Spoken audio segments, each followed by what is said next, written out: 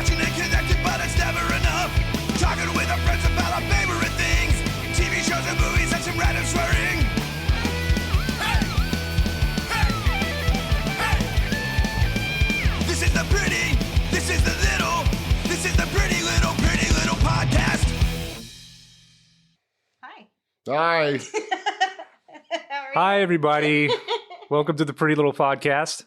I'm your host, Deadbeat Chad. With me is... Chucky Sleaze. Wow. I'm just Jess. I refuse to play your We got to come up with a nickname for you. Nah, man. Yeah. How are y'all doing today? I'm just trying to come up with a nickname for her now. Oh, God. Got me stuck on that. Okay, well, I'm thinking playing with something like Jessica Rabbit, but something different than rabbit. What rhymes with rabbit? Habit? No. Okay, let's move on. What? Anyways, I got Chucky and Jess here. Today we're going to be discussing a film that Chucky and I both love and Jessica despises. Well, that's not right. I thought it would be great to have opposing views on this film. I have opinions. Because I don't know how you can't like this movie. It's so good. No. It's bad. It's so bad. It's good. If y'all really want me to get into it at some point during this, I will explain precisely my issues with it. And yeah, so I was like, before we even started, I was like, well, your sure? Your issues with it are the same ones that I have. It's Chevy Chase. Well, that's one of them. But what are we doing? What are we talking about? The movie is called Nothing But Trouble. I'm sure many of you out there have heard of this movie. This has become a cult classic over the years. Mm-hmm. When you're at the point that Shout Factory is re-releasing things on Blu-ray and 4K, you know you've got a cult classic on your hands. Yeah, this movie is beyond straight to video. It's straight to TV. Like, I saw it on television when it was new because it was so bad. I do not remember this film coming out at all. It was on. Really? I knew nothing about this film until I listened to a podcast that was talking about it. But it was on Channel 21. Yeah, this is from my childhood. yeah, I'm aware. It came out in 1991. Yeah. I was very young at that point. Like, my idea of going to the movies was probably whatever Disney movie was in theaters. I wasn't. If it wasn't a cartoon at this point in my life, I wasn't interested. Really. I know about it because of my dad. My dad was super into all kinds of. He showed me all kinds of shit I should not have seen at a very young age, from horror movies to weird fucking whatever the fuck this is, stuff like that. My dad did the same with me, but somehow this was just not one of those movies that made it into our rotation. Oh, yeah, no. I think that this movie, it's got a lot of problems, and the problems come along with both Dan Aykroyd, who wrote, directed, and starred in this thing. And he's just loving every second of it, man. When you, Chad, were like, we want you to do this. And I was like, are you fucking sure? And you were like, yeah, okay. So I have a soft spot in my heart for Dan Aykroyd. Me too. I do. Yeah. I love him. I don't even really know why, but I do. And... He's been in so many movies from our childhood, and he just... You ever seen Dr. Detroit? No. Oh, shit! No, I haven't. Oh, shit! You haven't seen his other directorial... He directed another movie? I didn't know he did another one. I'm not entirely sure. I got a phone, I could look it up, but Dr. Detroit is his other movie. It just seems like they let him do whatever he wanted. Mm-hmm. It was about a guy who... See, and it was good, right? No. Oh. That was so sincere. No. All right, because my thing here is this movie in particular, Nothing But Trouble, seems like there was a lot of interference from the studio. This was produced by Warner Brothers, and they love to get their hands in everything. And it looks like he wanted to make a much different movie. What? Yeah. Have you not seen any of the behind the scenes stuff on this? I'm sorry, I haven't. I've listened to podcasts that have dissected this thing, and from what I understand, Dan Aykroyd wanted to make a much different film. First of all, it wasn't supposed to be PG-13, which, again, that has studio interference If written it all was over R, it could have been better. in Yes, my it, opinion. like, It's Bobo and fucking Lil ridiculous. Devil would have been nude. Ugh. it. Eh. Ugh. I mean, they pretty much were. But yeah, I mean, when you look at the fact that like Chevy Chase in this movie, he drops an F-bomb just once. Mm. A couple of times they say shit. You've got Dan Aykroyd playing a character that every once in a while has a penis on his nose. Nose is a fucking dick. Twice. Yeah. There are two shots where they zoom in real close, It's and absolutely. he looks right into the camera like, yeah, I know. Uh-huh, Yeah, I've got a exactly. dick nose. I've got a dick nose. Yeah. What we the both fuck are you know. going to do about it? No, he maintains eye contact. But, like, so, because I know that this movie is not what he wanted it to be. No. Like, the end result. He was I not know happy with the end result. I know. And my heart hurts for anybody who goes through so much to bring whatever their fucking vision Well, is. because Whether it- I like the vision or not doesn't matter.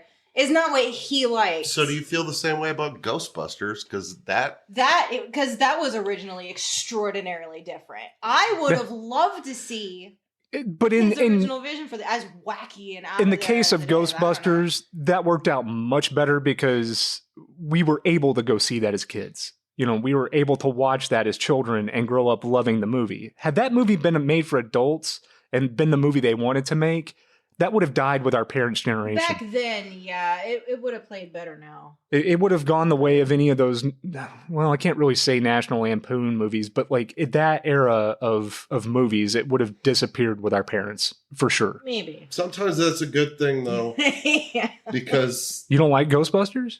I don't like Ghostbusters 2016. I don't Oh, like well, the most recent one with the Paul I'm just Rudd. talking about the first two. Oh, I actually didn't mind the new one. I didn't see the other one.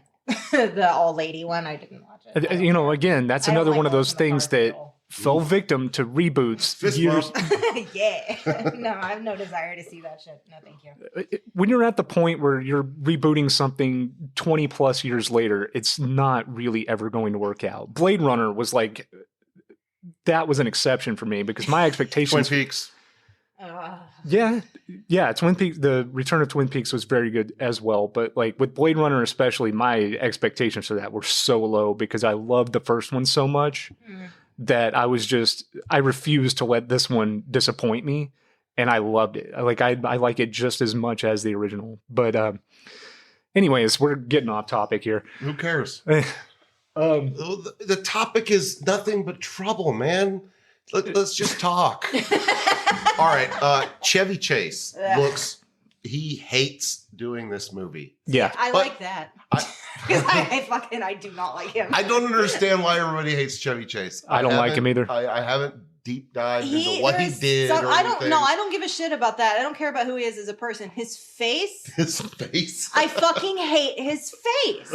I don't like any of the National Lampoon movies because of his goddamn face. I don't care about Caddyshack. I realize like I'm just shitting all over everything right now, and I'm really not. that Doesn't type of Beverly person. D'Angelo make up for his face though? He has the most smarmy, egotistical. Yep. Just he has the most eminently punchable face. Like his face makes me violent. That's why he's perfect for this movie. he would be perfect for this movie if he acted like he wanted to be there. Yep. Nobody. Well, okay. But he Dan does Aykroyd that wanted Dan so Aykroyd much. wanted to be there. To me, more for some reason seems like Dude, she wants she's to be there. into it. She really, She was she really- tries. She is I- carrying this movie. John Candy looked like he was about to put a shotgun in his mouth. He was just. Yeah. Oh man. Oh, okay. I'm just gonna go ahead and bring this up now. Candy Wife. Have you watched Flapjack: The Misadventures of Flapjack? Oh yeah. I know of it. Okay. There's a wife made out of candy, Mhm. and Captain Knuckles is obsessed with her, and Captain Knuckles is in this movie. It's like 6 Degrees of Kevin Bacon, but with John Candy as a woman.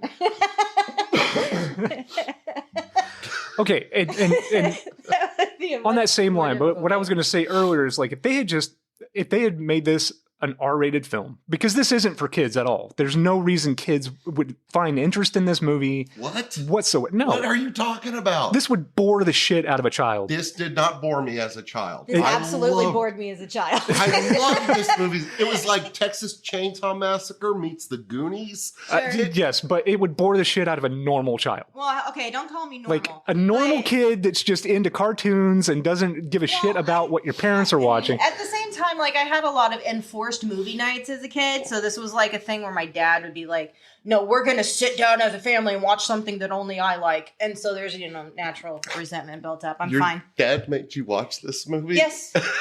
Yeah, no, honey. When I was in first grade, he made me watch Poltergeist and told me I looked just like Carol Ann, which was true. Ooh. I did.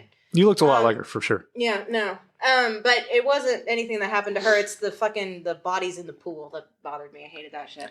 It's But a PG movie. I know. Well, but when you're 7, My dad made it me looked watch different. The Cook, The Thief, His Wife, Her Lover.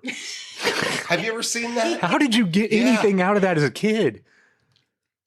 My dad was wasted. What do you? My dad I was wasn't wasted supposed too. Cool. I'm not talking about your dad. I'm talking about you. How Sorry, did you? Dad. How can Oh, you mine's sit down as a fine. child and watch that movie and get anything out of it?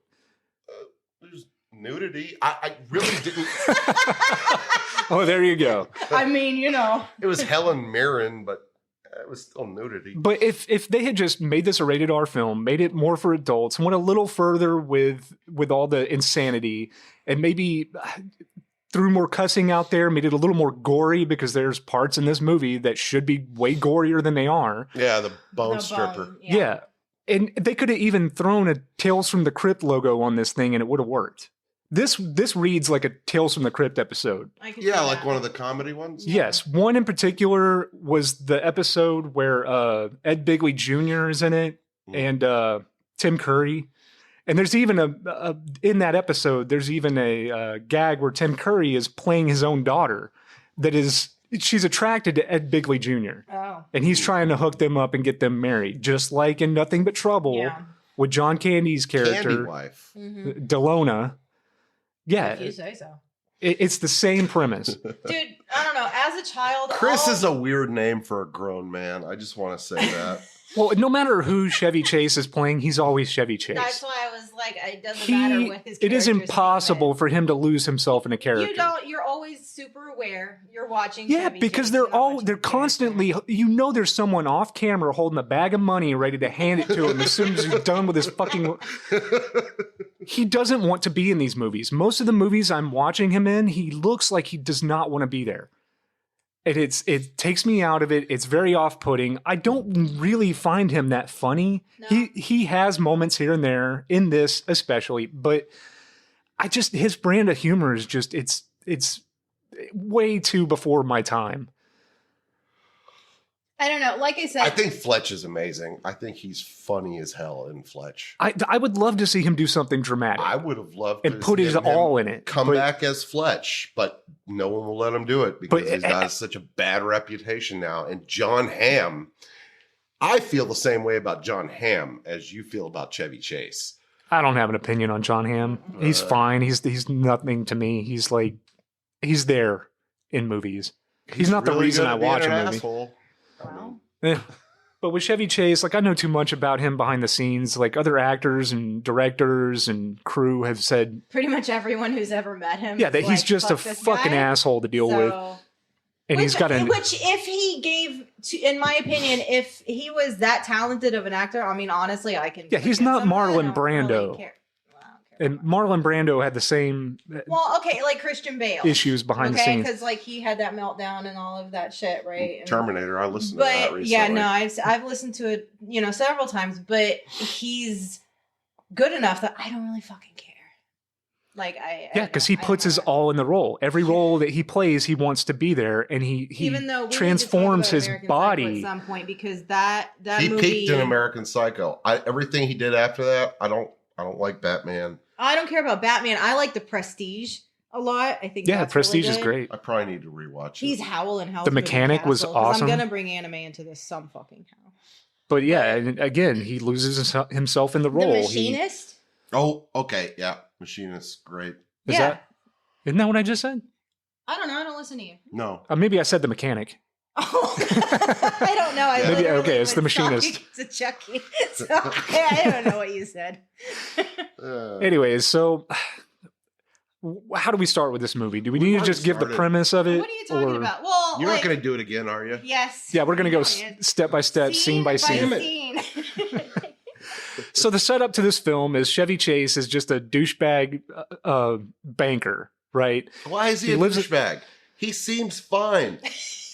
I don't understand why Because everyone he's- is so pissed off at He's Chevy the Chase. product. He's the product of the yuppie '80s businessman and accountant man, Isn't and he the rude to his girlfriend or something? he doesn't have a girlfriend. No. He's divorced. He's been divorced for 4 years. Demi Moore moves into his building, into his penthouse. She's a lawyer. Obviously, She's new there. She's very damaged, and okay, he is trying to have sex with a girl that's going through a mental breakdown. All right, he's not that great. he's a rich yuppie type guy. He goes through these scenes feeling like he's the most important person in the scene Sure. every time. While simultaneously clearly not wanting to be there. Yeah, exactly. What a balance. But yeah, that's just the setup. Demi Moore moves into his apartment. He invites her to a party in his penthouse. She goes there, but while they're on the elevator, he's holding a piece of paper that's it's a demolition project that she's a lawyer. She was supposed to be representing the side of this demolition case that was going to stop the demolition, but it turns out that one of her boyfriend, I guess at the time, or somebody she had just recently broken up with, who was also an attorney, took the case over for her, and now he is going forward with the demolition. So she's pissed off, and now she wants to go meet up with him to tell him what for, and she needs a ride. And she explains this to Chevy Chase, and he offers to give her a ride in his BMW No, she asks, to Atlantic "Can I City. borrow your car?" Yeah, she's asking to borrow the Yeah, car, that is real random. and because It's just Yeah. what the fuck? No one does that. Can I borrow your car? I know we just met, but But because he is super attracted to her, he offers to drive her there himself to get alone time with her. That's what this whole setup is. They want to go to Atlantic City so that she can meet up with this other lawyer that she was with so that she can break up with him face to face and call is that him a really piece the of premise? shit. Yes. I told you before I agreed to do this. I was like, I'm not watching it again. and this movie Not a from few years The ago. really weird part is when he goes downstairs the next morning because he's trying to beat the Brazilians from meeting up with them. We didn't. Yeah. yeah, these No, I know what you mean. Okay. He's too bummed. He's hungover or something, and he's about to just say, "Okay, just let her borrow the car. Here are the keys." Yeah. I don't understand what the thinking was behind her asking, and then him just going ahead, and then he sees her. I'm sorry. because at the party the night before he drank too much. He's hungover. He doesn't really feel like it. He was just going to let her borrow his car. But they were trying to leave early because there's these two characters in this movie known as the Brazilianaires, The guy was in like Fausto and Ronaldo. Ronaldo. And they're irritating the shit out of him. They're insisting on going with them. Are they clients of his? Uh, I think like they're his clients, right? And they're like big money clients. and Yes. So he kind of has to keep them. they are happy. definitely wealthy. They live in Brazil. They are people of import in Brazil. And they came to attend his party at his penthouse.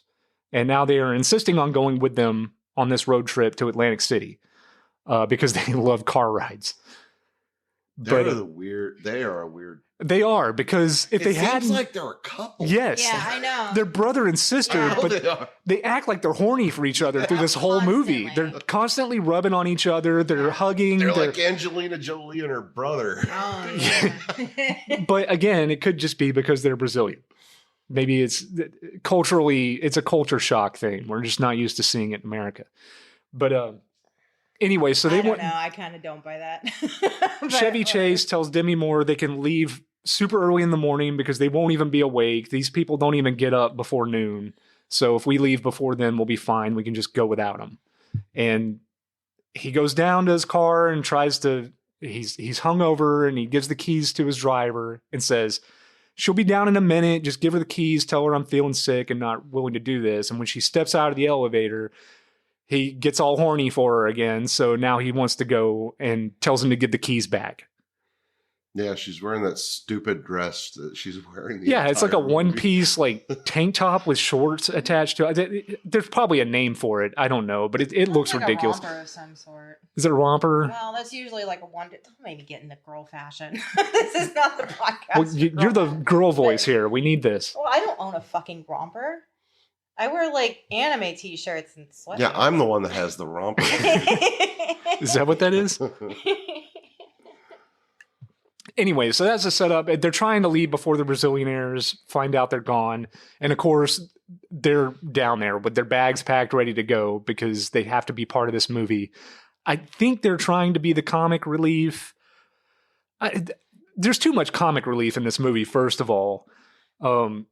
It seems like every character, with the exception of John Candy's like police officer character, he's the straight man. You know what I mean? Everyone else, even Demi Moore has her moments. She's doing a lot of like comedic falling. Like there's a scene where she goes down a slide and she falls right on her ass when she's She's going off the deep end, man. It's like she's in menopause or something. Yeah, I mean, her motivation of this entire film is just to go tell this piece of shit asshole what a piece of shit asshole he is. Weak ass motivation, anyways. I mean, So- it doesn't really matter. I mean, it's really all the setup and the end. Well, the setup of this movie, the only reason it's important is because when Dan Aykroyd wrote this film, from what I understand, this is based on a real account that he had going through a small town where he accidentally ran a stop sign. He got pulled over by the police and they took him, just like they do in the movie, they took him to the courthouse to appear in front of the judge like the next day. They kept him like overnight and took him to the judge's house for sentencing. Oh. And that's as far as the based in reality as this movie goes, because you find out real quick what you're getting into with this film. But yeah, so the Brazilianaires are getting in the car with them. They're going on their trip to Atlantic City. And while they're driving, this brother and a sister Brazilianaire couple said that they have made them a picnic and they want to go have a picnic in a nice area. And Chevy Chase, who plays Chris, by the way, is just like, this is Jersey. There's no such thing as a nice place to have a picnic in Jersey. That's not true. It's the Garden It's State. beautiful. Right. Just maybe not Atlantic City, but there's a lot of really, and whatever. So his car has this GPS device in it, which looks ridiculous. I don't know if these were real or not. It looks like something that was made by a prop department. Yeah. Because it's just like attached to his console. But anyways, they figure out, well, we can go around It the looks Jersey. like something from Hackers. Yeah. Ooh, yeah. They're like, we can go around the Jersey Turnpike. There's a place right here that could be kind of nice. We can have a picnic there and we can get to Atlantic City from this route, whatever. So they decide that's what they're going to do. And they have to go through a town called Vulcanvania to get there.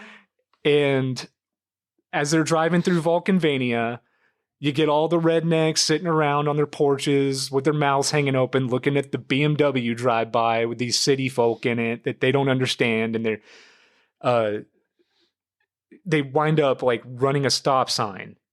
And John Candy, who plays Dennis, the police officer, I couldn't have told you that. I wouldn't have stopped at that stop sign either. It didn't look like a regular stop sign. it looked like it had fucking light Christmas bulbs. lights Yeah, on like it. Christmas light bulbs. Maybe at night it lights up. I had no idea, but yeah, it looked weird. But they run the stop sign, which they did a rolling It's stop. like a California stop. Although the first ticket I ever got was for not stopping long enough to turn right on a red light, which is bullshit. But that was an whatever. excuse to get money. Yes, there was no one around. Yeah. I Anyways. heard a tip from a cop once that if you move your head like you're stopping, they won't pull you over. So, Why is that? Because it looks like you're stopping. because it looks like you're stopping and I don't know. Like their Maybe it dash was just cam this picks it up and like, Because they're probably not paying You could super dispute close it? attention, but if you're doing that, then there's like a stop. That's interesting. Whatever. I mean, if I ended up running a stop sign or something and they started pulling me over, I think I'd just fake a heart attack or something. Yeah, good to have that. This car is full of bees. Yeah, right. What is that from? Tommy Boy. That's right. Yeah, I just watched that recently. Anyway, so yeah, now John Candy's police officer Dennis character is trying to pull him over, and the Brazilianaires are in the back, like, you know, telling Chevy Chase that he could outrun him in this car. It's like, this is just a podunk police officer. He can't catch you in this thing. We can outrun him. So they talk him into trying to outrun the police officer, and he's got dials and switches in his car that he flips that he can create roadblocks. Yeah, I was like, it changes the path. Yeah, so the whole time, John Candy is just manipulating them on a path that they need to go to be stopped. He's done this many times before, as we find out. And they eventually wind up corralling them. And, you know, he tells Chevy Chase to get out of the car. He's giving him a pat down and everything, explaining to him that, because Chevy Chase is trying to pay him off. He just wants to pay him off and get back on the road and get where they're going. And he's like, well, that's not how it works around here, sir. You're going to have to appear in court. You're going to have to follow me in your car. And we have to get you in front of the judge.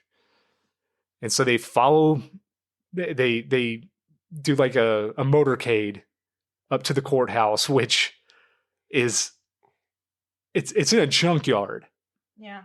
The junkyard's got all these lawn sculptures. It's got piles of like microwaves and toasters. It's got cars stacked up on top of each other. By the way, the production in this movie is amazing. Oh, yeah. Like looking at the it. amount of detail they put into the sets. And Oh, stuff like a that ton is of detail went ridiculous. into The this. They house had itself. The bone stripper. Yeah. They had to build all this from scratch. They built this entire set, and it looks amazing. All of the sets in this movie are just littered with shit, and they look lived in. They look like they've been standing there forever. The courthouse apparently has been there since like the 1800s. Oh yeah, it's a huge like dilapidated Victorian house looking thing. Yeah, and there's like sinkholes and shit in this town. It's just very run down because Well, it's an old mining town. right, it's been stripped of any natural resources, and there's like fires still going underneath the city. Yeah, it's all Yeah, there are dusty. places like that in America that That's this, true. this Yeah, absolutely. was based on. Mhm. That That's was true. another part of.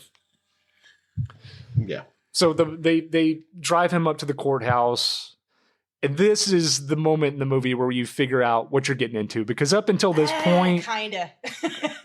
the movie's been just a regular ass movie, right? It's got your setup, it's got this coming up, but you have no idea what you're getting into until you start driving down this road leading up to the courthouse, and all this weird shit hanging from trees, and all the piles of shit and junk that they just have outside of this thing. And then you meet Dan Aykroyd's character, Judge Volkenheiser, I think was his Is name. that it? Yeah. Oh. And this is the makeup on him is incredible. You could tell it's Dan Aykroyd. Well, yeah. He just looks like Dan Aykroyd if he was 108 years old, which is, by the way, how old this character is.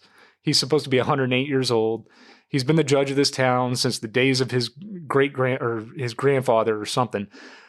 And they go to extremes here, to say the least, to punish criminals in their town.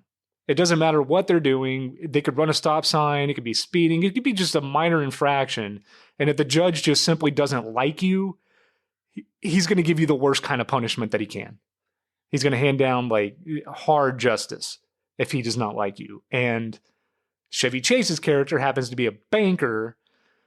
And it was a banker who talked his great-grandfather into mining the town of its resources, which is responsible for all the sinkholes. And the fact that this town is dilapidated now, nobody wants to come here. It's dangerous to be there, and it's killed all their tourism and any kind of money that would be coming into this town. So right off the bat, Judge Volkenheiser already hates Chevy Chase, and he's ready to hand him down punishment. So he pulls a lever.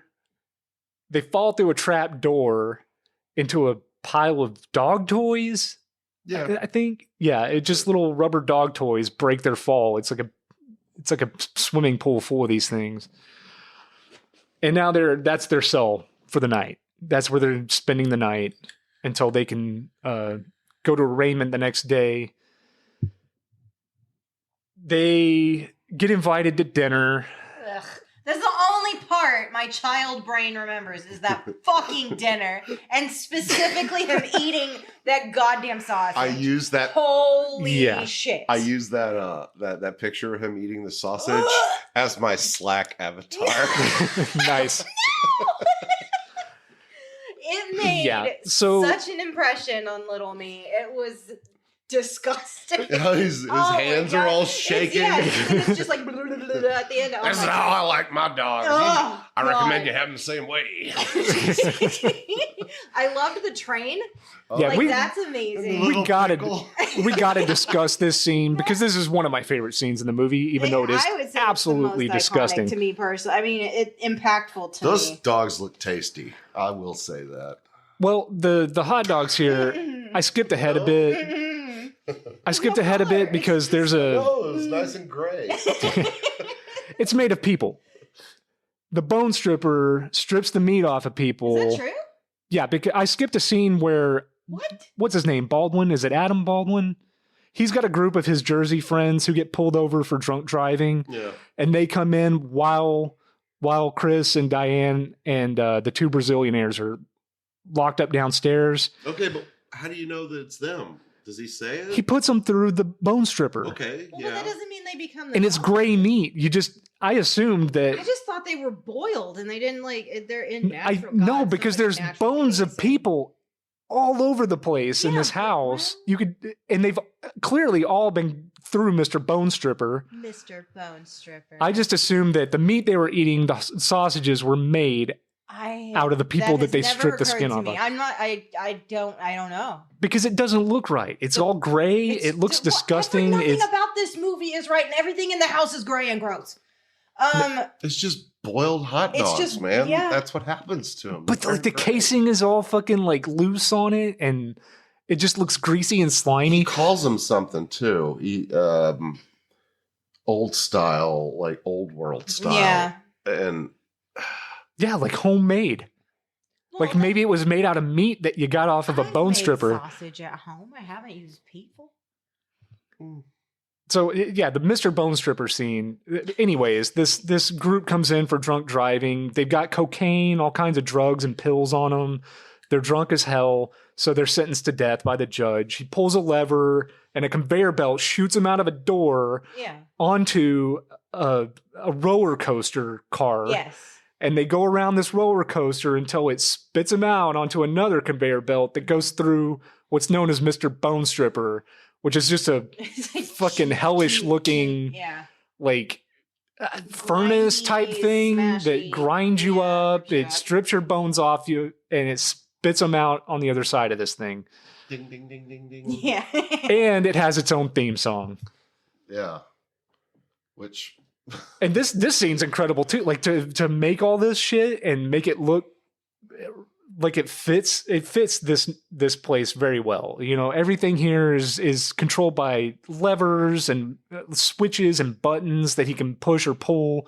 And it's like a Rube Goldberg machine. Yeah. Yeah, exactly. And it's all, you know, you find out that like John Candy plays his granddaughter, the judge's granddaughter named Aldona. Candy wife. Yeah. Yeah. And she's a mechanic. She's just a really good mechanic. So it's implied that she is the one responsible for making all these devices throughout the home that he can flip switches and push buttons to activate. I've thought so much more about this than I ever have in my life. I've also seen this movie like 8 times, and I've listened to podcasts that have dissected this. Yeah.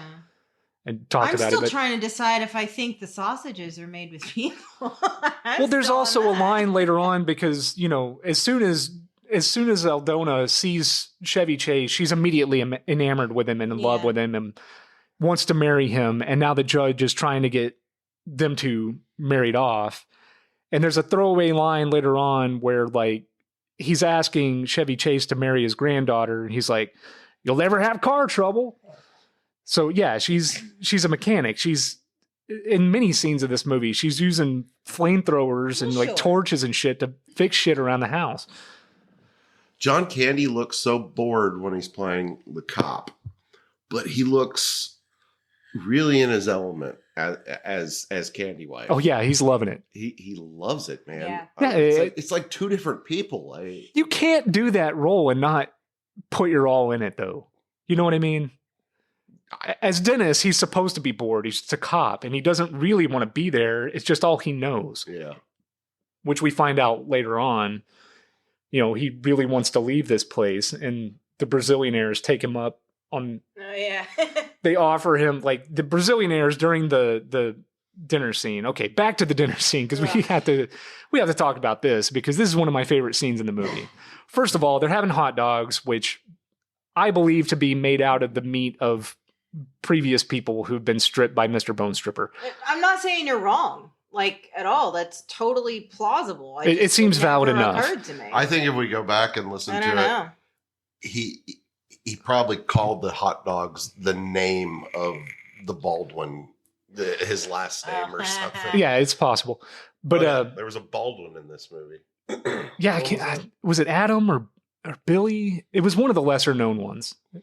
But anyways, so while they're having hot dogs, of course, there's a switch that the judge flips, and like the table transforms into a train set. Yeah. And the train is carrying various condiments, pickles, relishes, all kinds of different shit you could put on a hot dog. I maintain that is pretty cool. I think I saw hard-boiled eggs on that train. There's all kinds of shit. But that's incredible. They actually made this thing to function as a train set. There was a lot of love and effort that went into making this movie work. Even though there are problems here and there with some of the actors, such as Chevy Chase, don't want to be there. This was a favor to Dan Aykroyd. Oh, he called in a lot of favors. This entire film was Dan Aykroyd wanting to make this weird movie. It was a passion of his to get it done. He called a lot of favors in to get it made. And unfortunately, some of the people did not have his best interests in mind when they were making this. And the studio got in the way a lot during the production of this to rein it in because I think it was a little too weird to take a risk on. This was the result. Well, and this is that era of movies taking risks. Movies like this don't get made today. They don't. I feel like it would be better if it had been made today. It's possible, for sure.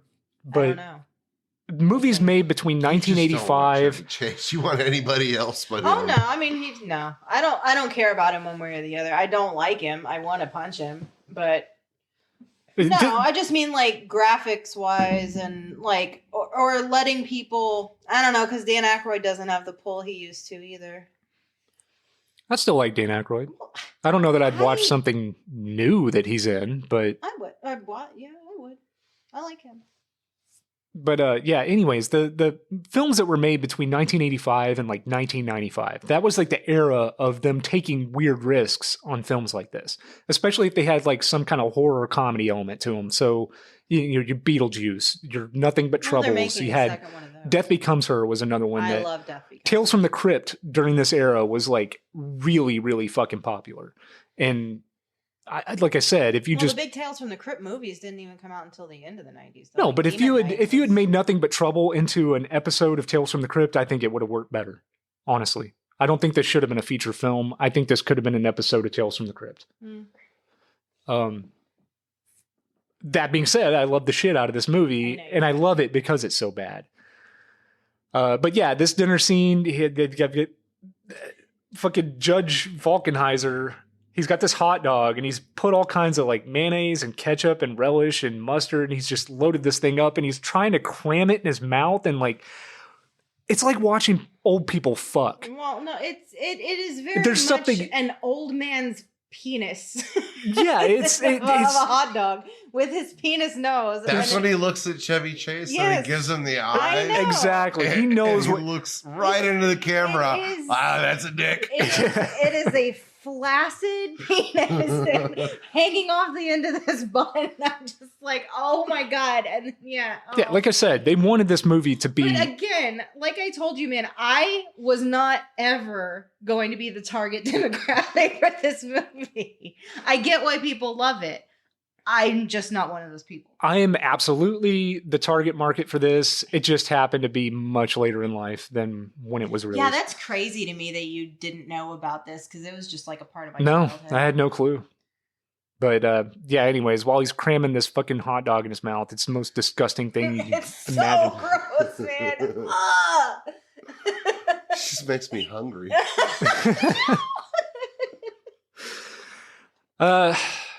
God, what next? I don't know. You're the one who knows the. I want to talk more about my love for this movie than I do about the scenes in the movie. We talked about Digital Underground or the fact, the fucking. Yeah, Digital Underground. Tupac's in this fucking movie. At this time in history, when it came to film, they had to have some celebrity like hip hop band come in and make an appearance.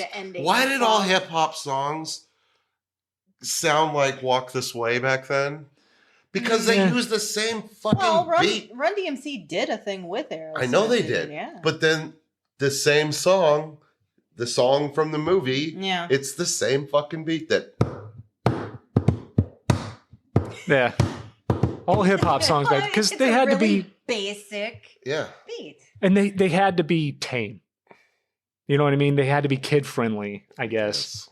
Otherwise they were going to get that parental discretion sticker on it. Explicit content. And believe it or not, at that time, that would kill album sales. See, and when I was buying CDs back in the day, I would seek that out. Yeah, but if it said explicit, but they could not sell albums with that sticker on it to children. You had to have your parents' permission to get it. I guess that's fair. Parents didn't want their kids listening to it. So you had to kind of keep it tame, a little more, child friendly if you wanted to sell albums. So that's why these songs all have the same beat. They're all lame as shit. And I like that era of hip hop, honestly. I miss the days when they would put a hip hop song in a fucking movie that like the lyrics were just based around the shit happening in the movie. Family? Yeah, the Addams Family was good. Say what they want to say, live how they want to. They want to play. The Addams Family. We were all singing it as kids in that fucking movie. But when you made a movie back then, you also wanted to sell a soundtrack to a kid.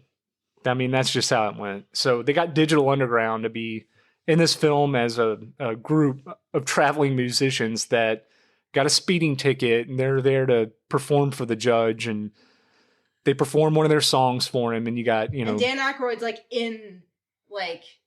he's in full makeup and everything as Judge Falkenheiser. And they say that they're musicians, so he makes them prove it by performing a song for him, which they do. And Tupac Shakur is there. Yeah. You've got Humpty Hump in the scene.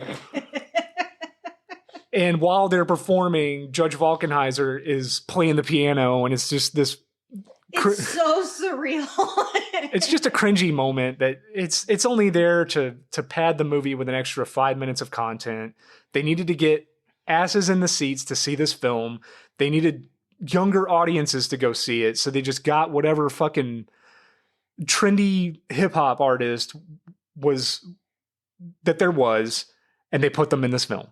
That's why they're there. The scene does go on for so long, though. Yeah, they perform an entire song together. Yeah. But anyways, they leave. What next?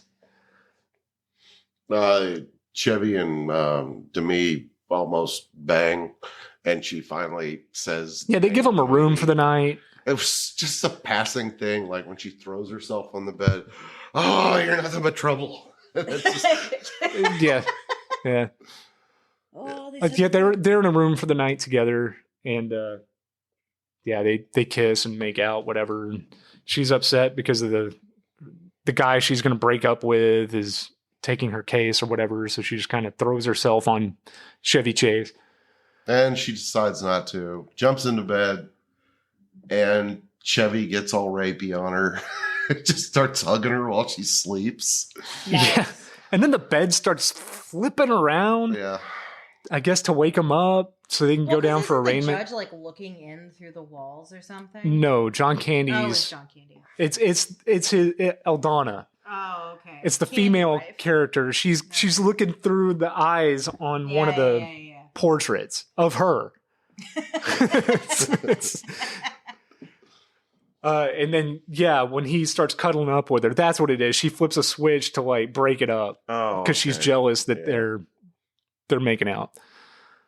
Anyway, she flips another switch and their door to the bedroom opens, so they go out in the hallway to escape, and like one of the walls is like trying to crush them. It's like coming towards them, that she almost became a Jill sandwich. Yeah. And they escape through a door off to the side of the hallway right before it crushes them. And then now they got a slide in front of them. So they go down this slide that separates them. Chevy Chase and Demi Moore, they each go down this slide that forks, and one of them goes one way, the other goes the other way. And that's when we meet Bobo and Lil Devil. Oh. Bobo and Yup Devil. Oh my God. When you have introduced these two characters in your movie, you know you've done something We're not allowed in the house. incredibly correct. These characters are insane. Again, just like Judge Valkenizer, they're in these full body suits that are just wet So gross. and greasy, So gross. and they're just like, I don't know. They're whose children are? There's somebody's children. Are they? They're full grown babies Yeah, but that like, never developed past being a baby, but they got taller and fatter. They don't read as human to me for some reason. They don't. They're like there's some kind of weird mutant. I don't know. Like adult babies. They're still wearing their diapers and they're just hanging out. I think their whole deal is like they're supposed to be getting rid of trash. So they're throwing it into a trash compactor that is also burning all the trash. And they're just kind of developmentally stunted. They're not very intelligent. They're the leather faces of the movie because they're falling in love with the girl and they want to.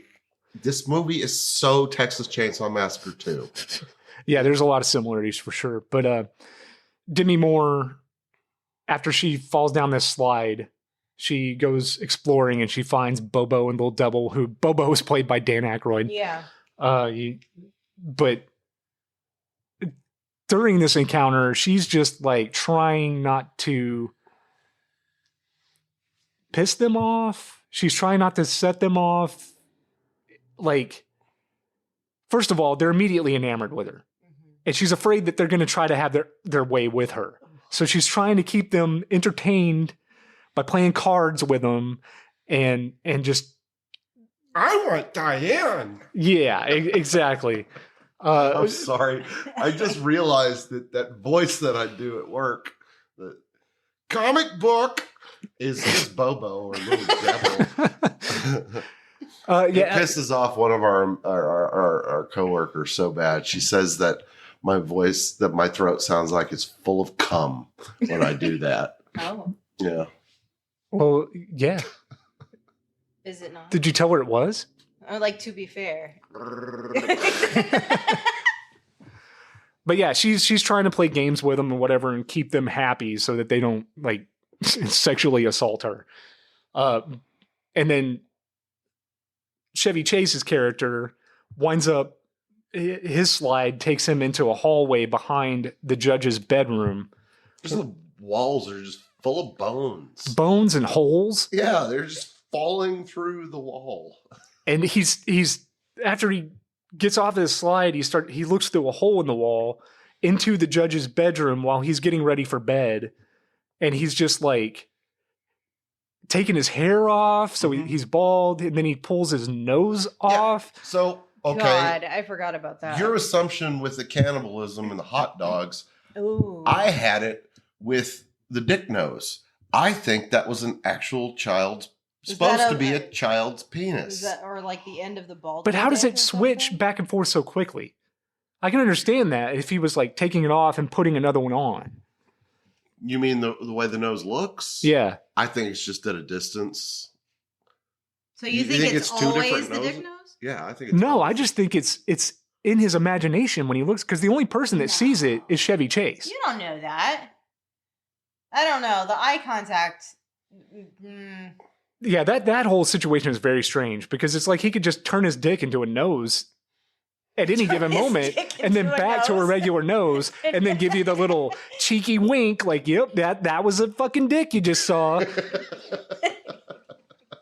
But yeah. How is this rated? What? It's PG-13 for Oh, sure. this is But PG-13. yeah, that's why I'm saying I think they Full wanted frontal this. nudity in half of the scene. They wanted this to be R-rated. I mean, I think it. In its conception, this was a rated R film. I think that it's there to make the audience wonder, like, wait, what the fuck? Is that a dick? And then like, oh no, I must have seen something wrong. Oh, no, wait, no, that's definitely a dick. Right. It's a dick. It didn't look like a dick when I was a kid because HD has or DVD. They probably edited that for television. You think they did? They absolutely would have. I mean, Unless it was on didn't know HBO it was or as a something. kid, but by that when I first saw it, Yeah, if I that was had on never network seen television, it was so definitely edited because it's clearly a penis. There's nothing else There's it could be. nothing else it could be. Nope. But anyways, he's getting ready for bed and he takes his hair off and he takes his fucking nose off, takes his leg off, gets into bed. Singing the whole time or humming. Yeah. And for some reason or another, he wakes up and has to go downstairs, which, by the way, is just a chair that lowers him downstairs, the judge. I think that was when Digital Underground shows up. Mm. And he has to go appear in front of them. So he leaves the room, and Chevy Chase crawls out of the wall, and he grabs a bone as a weapon, and he's looking through the bedroom, and he sees a gun. He grabs his gun, and the judge comes back up because he left his gun. He comes back for it and sees Chevy Chase there, and they get into like a fight where now the judge is trying to stab him with a sword, and Chevy Chase just has this bone that he's trying to beat him with.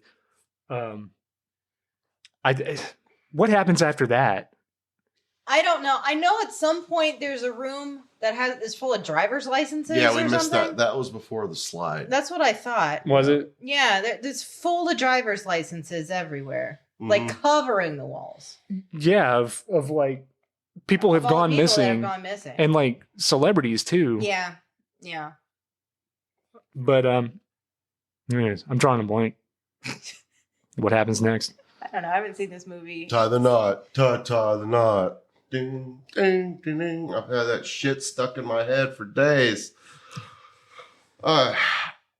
Anyways, at some point they finish up their fighting or whatever, and that's when Yeah, I do.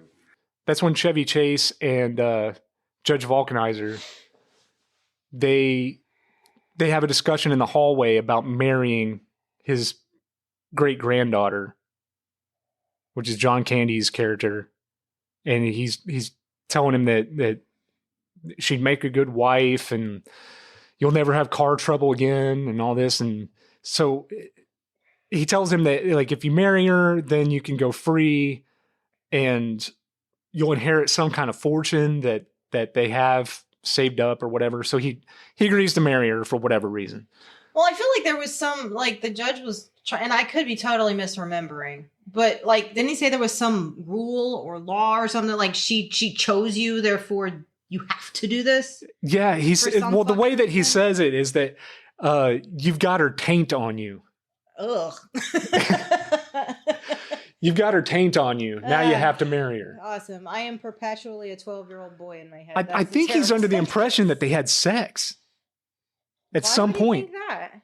Because there's a scene that takes place where Eldonia, is that her name? She takes Chevy Chase into her bedroom, and she's changing for him. Oh God, that's right. And now he's got her taint on him, and he has to marry her. So but she, anyway, like, exposed maybe that herself happens. to him I think in maybe some that happens way. after he agrees to marry her. You're never gonna get the order of any of these movies. I'm right? never no, I don't because I don't fucking write shit down. I know. I don't write anything down. I don't come into this prepared, and the microphone goes on and my brain shuts off. That's how this works. Do we learn? No, No. never. What am I supposed to learn? To take notes. I don't think it's going to happen. I don't either. Anyways, this movie's great. You should watch it. It's terrible. Somehow or another, Chevy Chase escapes from Eldona, the great granddaughter, and he's trying to run away. But Bobo and Little Devil and Eldona have Demi Moore held captive because she's outside in the junkyard dealing with Bobo and Little Devil, and now Eldona is there, and she's setting up this contraption that's got these 3 blades on it that raise up in the air like a guillotine, and she can drop it, and she's got these watermelon, and it chops the watermelon and it's showing her what it's going to do to her. He's gonna cut and shuffle her. Yeah. So they're getting her rigged up to this device, and then the judge is now on a megaphone that's got speakers throughout the property telling Chevy Chase, hey, you can run away, but if you do, we're going to chop your girlfriend up into pieces, and it's going to be your fault. But if you come here now, we'll let you go, or we'll let her go, and we'll only try you on the case. And he's watching this from a distance and decides he's going to go help Demi Moore. And the way he decides to help her is he's got this oil barrel that he sets on fire with his Zippo, and he pushes it into a bunch of oil barrels that explode, and it causes a distraction, and he goes and grabs Demi Moore, and they run off together. They get on a train, and We didn't talk about the Brazilianaires at all. they disappeared after they... reminding him. Well, because I just remember them eventually like getting out and like trying to cross a river, and it's like a Yeah, that switch happened. runoff. That happened during Like the dinner Sao scene. Paulo. Yeah. Yeah, during the dinner scene, they escape because they've had enough of this nonsense. Yeah. They jump out of a window and run away. It was that simple. I thought they tried a few things and couldn't do it. No, as they're running away, there's a moat that goes Yeah. around the property, and they It's like a swim shit through the moat. It's like disgusting. And when they get out, John Candy's police officer character, Dennis, Yeah. is there when they get out. And that's when they talk to him about, hey, come with us to Brazil, and Yeah, you can okay. live with us, and you can be our personal bodyguard and all this shit. And he accepts their offer, and they take off. Yeah. Okay. So they don't show up again until the very end of the movie. Yeah.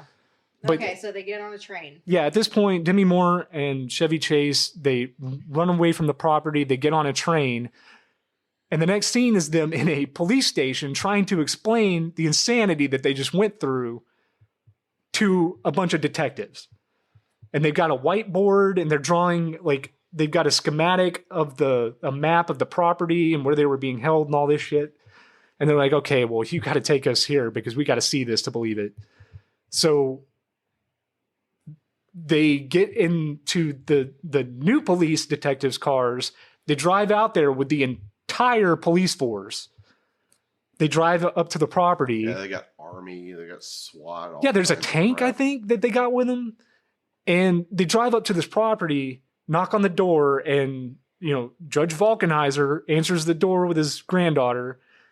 And he's just acting like he doesn't know what's going on. And I don't know who you are, and why are you bothering this old man at such a late hour? And they're like, you're fucking insane. You know who we are. We brought the police here to take care of this shit, and they're going to come in here and fucking arrest you. Well, you better look behind you there, young fella. There's a bee's nest or something. like that. And when they- Hi, Judge. Yeah. Yes. See, that is like the only part of the movie that I actually think is really quite funny. yes. All of these police I like officers that. are well aware of who the judge They is. are all in on it. And yes, they're in on it. And Because that by itself is fucking ridiculous. They bring the military out. They have all of this like super over the top, like just absolutely inundating Just for the that property one for a joke. joke on these two people. It's fucking ridiculous. Yeah, that's funny. Yes, it's a very funny moment in the movie. At this point, It's like at the end of a Monty Python movie or a Mel Brooks movie. Yeah, yes. Where just everything just breaks down and it's just like, fuck it. It's Yeah. the end of the movie. I don't know how to finish this. Just do that. so at this point, because the town has been mined for resources and it's got all these fucking explosions going on underground and shit, a sinkhole happens. The entire property starts sinking. Everybody runs out.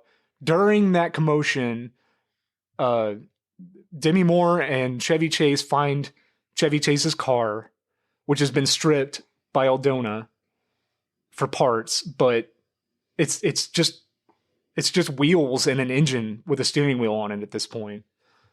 But he's still able to start it up, and he and Demi Moore drive off in it back home. Yeah, everything fucking collapses. Yeah, the entire like set just sinks underground. It reminded me of that movie, Nightbreed. Remember at the end when Midian sinks into the ground? Mm-hmm. Oh yeah, for God, sure. I haven't seen Nightbreed in a long time. But That was supposed to be 2 movies. But yeah, if you read the book Cabal, it goes halfway through it. Huh. Yeah. really, Mhm. no, I didn't know that. So yeah, we're now at the end of the film. They drive away. They get back to their penthouse, and Chevy Chase is asleep on his couch, and he's clearly having a nightmare about the situation that he's been in. And Demi Moore's there. She wakes him up, and she says she's going to go take a shower. And so he sits up and he's watching TV, and they're talking about this explosion on the news. So Hey, you better get in here. Look at this. Oh, yeah, right. So they're talking about the sinkhole explosion, whatever, and the news reporter's there, and she's like, here's one of the residents now, and let's get a word from him. And she talks to him, and it turns around, it's the judge, and he's like, well, we've this devastation is something we can't live here anymore. So we plan on moving in with my son-in-law or grandson-in-law. Yeah. It says his name, and he holds up his ID, and Yeah, he's he got holds his up fucking Chevy dick nose Chase's, again. Like And driver's license. Chevy Chase, like in classic Bugs Bunny style, runs through the wall. Oh my God, he does. It leaves like a shape. Yes, like and an outline. the shape of him. Yeah. And Shape of him. that's all, folks. End of the movie. Cue the rap song. Cue the rap song. all around the world, same song. Yeah. This movie is very flawed. You can tell that there were a lot of people were getting their hands involved in this thing. It got out of control. It got out of Dan Aykroyd's control. Dan Aykroyd is just a nice guy. He let things go. He let them have their involvement, and it turned into the movie that he didn't want to make, and he never directed again. This ended his directing passion. He had no passion to direct after this, which is sad because Yes, it is sad. I don't think the movie was directed badly. I think everything worked well. I could tell what was going on in the scenes. Even the action scenes were very well directed well enough that you could tell what was going on. I think the problem here was the movie was just too weird. It was far too weird to be a movie. Okay, well, what do you love about it? You both of you guys. I am currently sitting in between the two of you. Oh my God. I just looked up the director for Dr. Detroit. Mhm. There are 10 directors for Dr. Detroit. Jesus Christ. Oh, what? But top billing is Dan Aykroyd. Aykroyd. Yeah. Is that like, it's one movie, right? It's not like an anthology where there's a bunch of Just different. one movie. Okay. How? Oh. It's about a guy that saves Detroit with prostitution. That's what I remember. I saw it when I was a child. Mm. So Okay.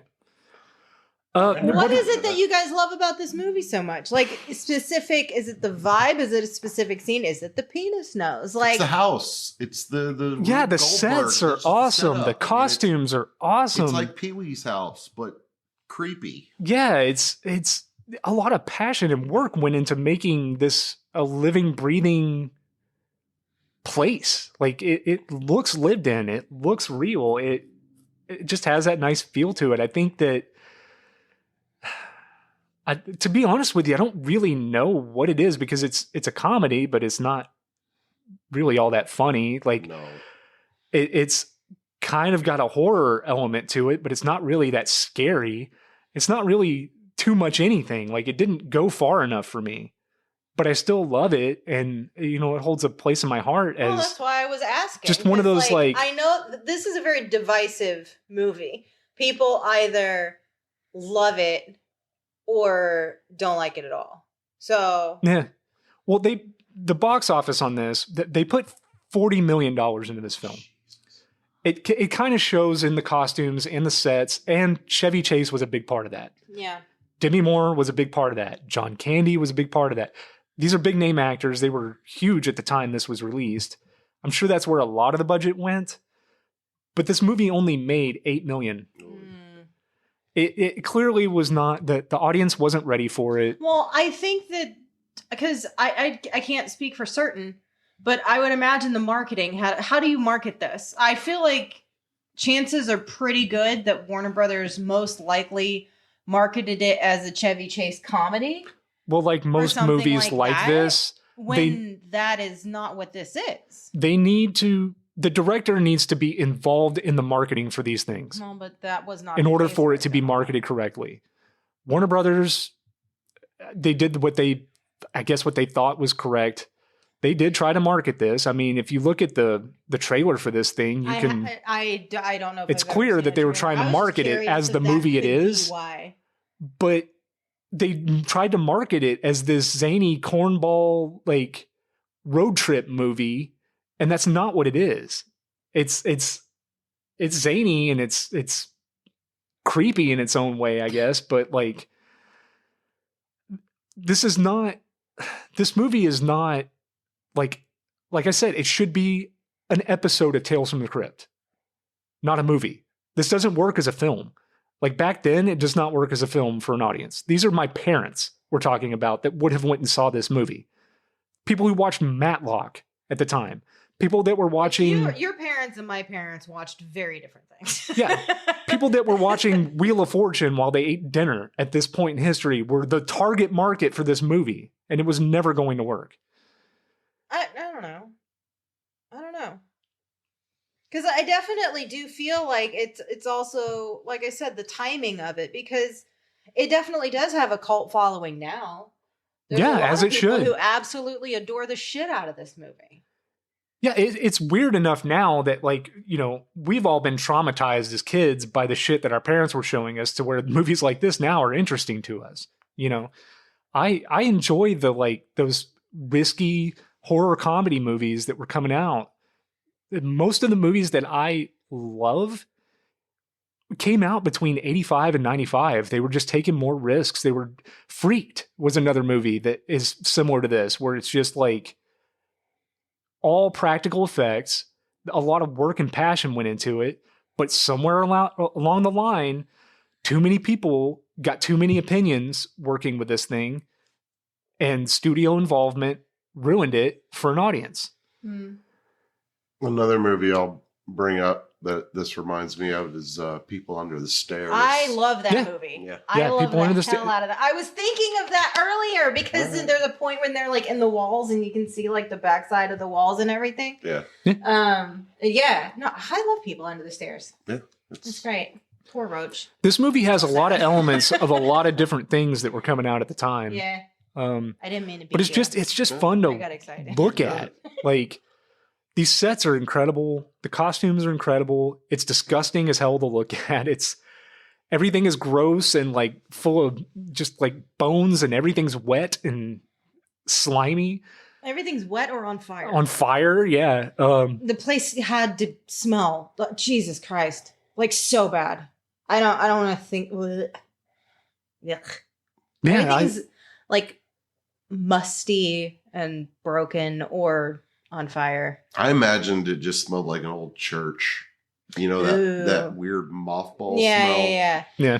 Inside the house, definitely. Yeah. I could see that. The one time I remember thinking like this place has to smell so bad is when Chevy Chase is in the judge's bedroom and he's just got like his fucking like bedpan and it's full of like piss and shit. You know he hasn't washed his sheets. Who is doing that? Who empties it? It's not him. It's probably Eldona. That's what I figured. His great granddaughter, because she seems to be his caretaker. The part that was gross to me is when the Brazilianaires jumped in the moat. Yeah. Oh yeah, I yeah. kind of gagged a little. No, bit. yeah. Yes, because it went in her. When they get out the other side, It went in her mouth. She's like spitting the water out. Yeah, and she's got like blobs of oil. Oh, and shit God. all over her. Yeah, they looked real gross when they got out of that moat. Like Yeah. they just had like shit caked to them and oil, like Chucky Sao said. Paulo. Yeah. But they get a happy ending. And They so do. does John Candy. Yeah, and Fuck John that's one of the Candy. last things that happens. You see them in Brazil. John Candy is now like hooked up with the female Brazilianaire, the sister, The sister. and he's their Yeah. personal bodyguard. And That was just like the ending for so many movies. Somebody on a beach. Well, yeah, they spoofed it in like Wayne's World and stuff like that. Like that was one of the endings. You know, everybody just in tropical paradise. Nope, we're not doing that. But yeah, I recommend every one of you go and watch this film. I would recommend certain kinds of people watch this movie I think it's still on YouTube. on YouTube. Really? Yeah, it's on YouTube. It's just a bad. It was Daniel Baldwin, by the way. Daniel Bald. There you go. There's too many bald ones. I was It's looking not up, very good quality. I on was YouTube. looking up who the fuck the guy Brazilianaire was because he was in like so many movies Oh yeah. back in the day. He's Taylor Negron was his name. He reminds me of somebody that we both knew, Carlos. Remember the guy that was in charge of mailroom? Oh yeah. Yeah. Yeah, he was very Carlos. What the fuck have I seen this guy in? I'm looking through his movies, and he's in so many movies, and I've seen precisely none of them. Well, okay, I've seen that. Have you seen River's Edge? No, I haven't. You've never seen River's Edge? I've never seen River's Edge. You've got to watch River's Edge. Okay. I think what it is, we just need to watch more movies. He was in Chairman of the Board, the Carrot Top movie. Yeah, again, see You've seen that. No, I haven't Okay. seen that. I've heard of that. another one. example of a movie that came out in this time period that took a risk. Carrot Top had a movie. Yeah. So did Tom Green. Yeah. Oy. Yeah, I'm yeah. sorry. Studios need That to was take more later. risks. Yeah, it was. That was like high school. I had never seen that until recently, and I will never get that hour and a half back of my life. He loves that movie. He loves that fucking movie. He quotes it all the time. What the fuck is your problem, Chad? What movie? Freddie got fingered.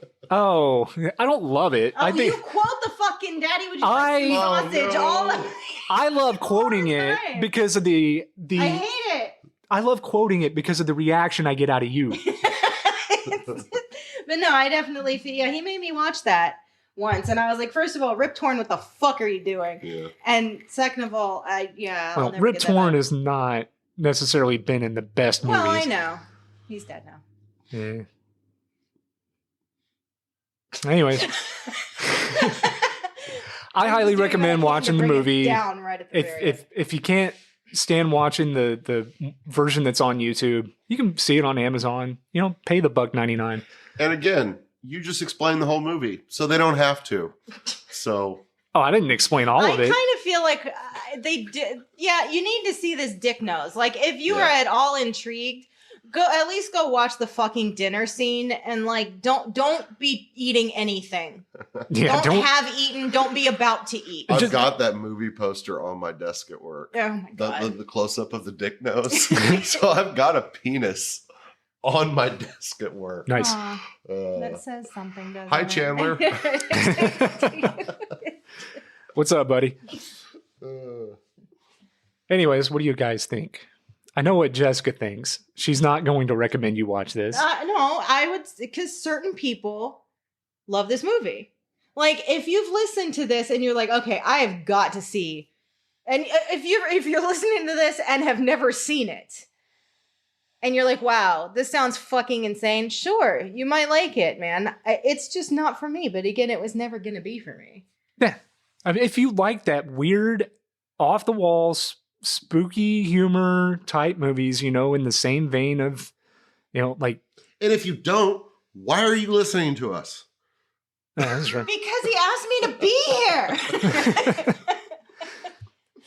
I'm not talking to you. I'm talking about. Fine. I'm talking to these imaginary listeners we have. Don't fucking talk to me then. The people in the microphones. The microphone people? Yeah. Let's watch the people. Chucky, you're a yes, Much right? better. Huh? You're a yes. Watch this. Yeah. It's good. Yeah, watch it once. I mean, you'll find out if it's for you or not. And if it is, you're going to watch it many times.